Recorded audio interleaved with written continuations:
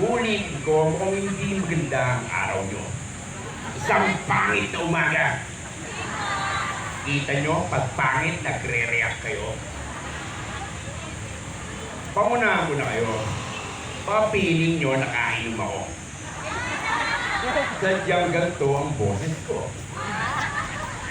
Ulitin ko, isang gandang umaga.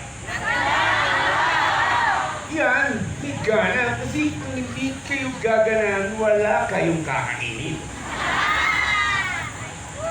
Sa unang pagkakataon, nais kong magpakilala. Ako, si Y.O.K.I. Castillo. 17 taong gulang.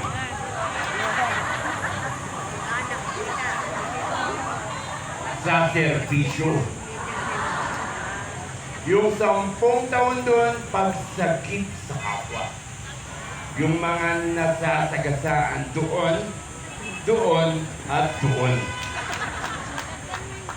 Yung mga nahuhulog doon, doon, at doon. At yung mga nalulunod sa kanal.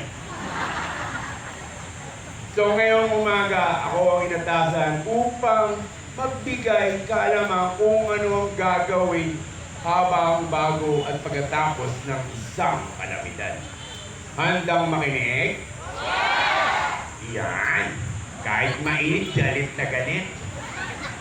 Maswerte nga kayo, may pumaypay kayo dyan. Ako, may namumuhunang masamang panahon sa katawan ko. Pero bago umpisahan ito, magkaroon tayong ating tuntunin.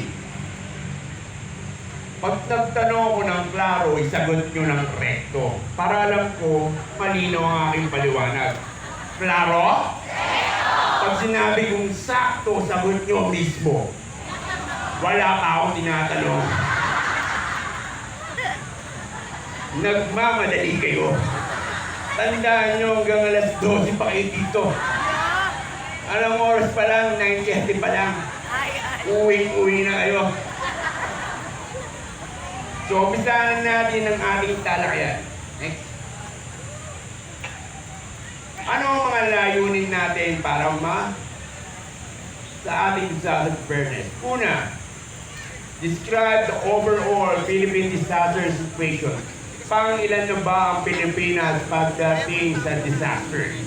Pangalawa, find the basic concept related to hazard and the disaster. The third one, identify what to do before, during, and after onset of disaster. Then, ang pang-apat, list down the supply need to create survival kit and go back. Ang tanong, lahat ba kayo ay may survival kit?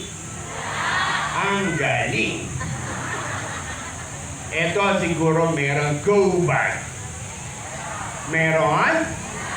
Wala rin. Ang galing-galing. Ito, makeup kit. Meron? Anak ng tepeng. Makeup kit meron. Paganda meron.